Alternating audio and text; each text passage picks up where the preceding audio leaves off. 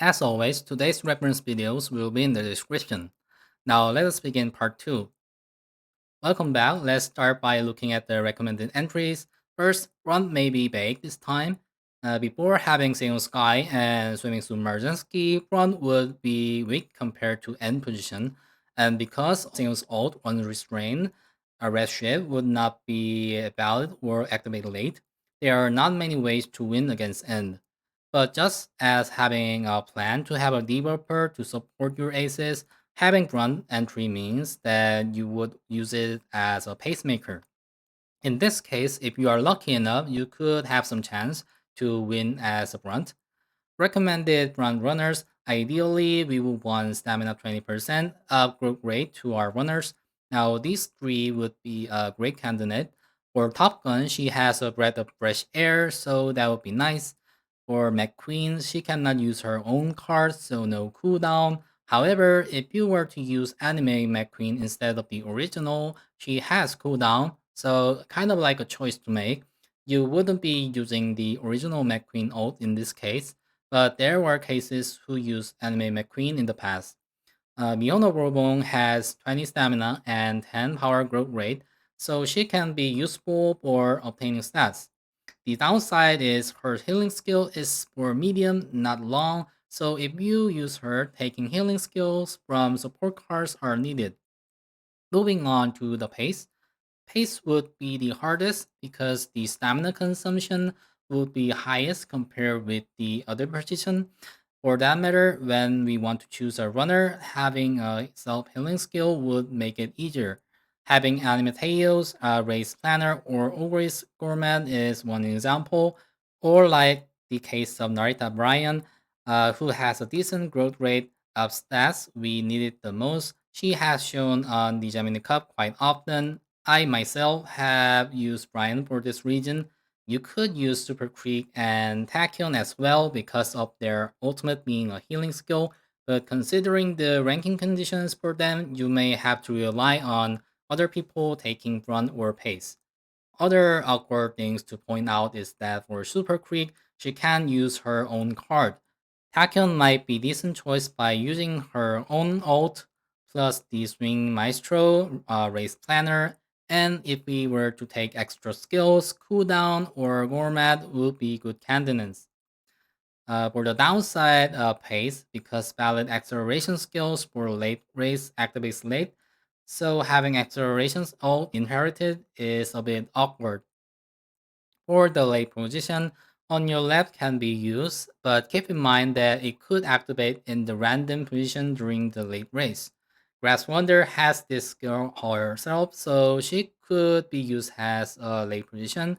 However, Grass has no stamina growth rate, so keep in mind that she would be hard to train. Ryan's ult also activates late this time, and although we did elaborate, Ryan's ult would not be as effective compared to Terra's Cup in part 1. Using this ult in the late position would be valid rather than using it in other positions. Now, other than Grass, Rudolph has stamina 20% growth rate, so you could put her as late, but for Rudolph, she would be better on end rather than late just because she can use Dominator and she doesn't have on your left. Now let's point out one thing. Now Nice Nature here, of course she would be here because the main stats are stamina. Debuffs related stamina would be very effective, especially this time. All Seeing Eyes and Stamina Eater will be truly evil for our opponents. Make sure to have some stamina, power, and wit. Having N related debuffs will be very good this time because N position will be the top tier. We said in part 1 that the startup late race is great. The ballot skill would be in crunching shadow, the sub skill would be straightaway spurt. This skill has no ranking conditions, which means that you could activate it like third position or even second or such, very effective. For that reason, Taishin would be very valid winning choice by having the golden skill herself. And for Goshi, if you don't have Taishin or just to have a backup plan, this is a good choice too.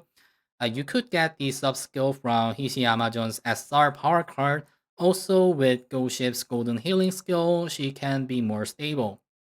However, keep in mind that Taishin is hard to train due to her own event, and having 20% of guts in the group rate will make it harder.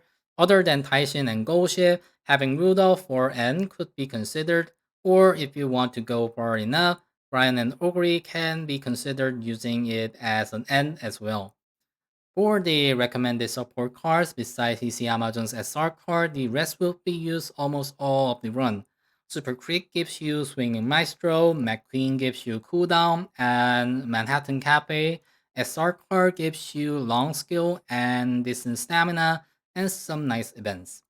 So these three would be recommended. Plus, if you use end runners and you want straight away Spurt skill, but having hard time getting it from the sparks, you can use Hishi Amazon's power card. Because she also has one stamina bonus, it would be nice to use her if you have her max cap. For the skills you will want to farm for your sparks, having things like straight away spurt or end pressure and inside scoop for general long skills, and having positional or long base rate or corners skills are generally good. Trying to get sub skills from golden healing skill you would like to have on your runners would also be nice to have. Now here is a short example of my past entry for the Gemini Cup. I do think there can be a better result than this about both stats and skills, meaning that with more trial and error, I think I could have made top speed and stamina with 800 power or so. Do note that I was an absolute free to play user in that period of time. I rerolled hundreds of times until I got a full Kitasan. Anyway, for the support cards, having 3 speed and 3 stamina was commonly used, so I used Top Gun here just because I didn't have a full cafe. For the skills, I didn't know my skills very well at that time, but having two golden healing skills, and generally good skills like Professor of Curvature is the thing that I wanted to show you here. And yes, try to get at least distance S where Terp S is shown here. Now for the summary, stamina is key in the Gemini Cup. Even if you have max speed, distance S, much power or such, without stamina it's game over. Take care of stamina on very top priority, and then take care of speed, and lastly power. Guts and wit will be okay, even if you didn't care that much, so keep an eye on those three stats. Because end position runners will be considered strong in this Champions meeting, use these picks wisely, and counter them using nature will be recommended. Now, there you have it. We have talked about the Gemini Cup, but I think it is fair that we don't need all of the details very much. To be honest, we could summarize it in just one fact that Gemini Cup is all about stamina.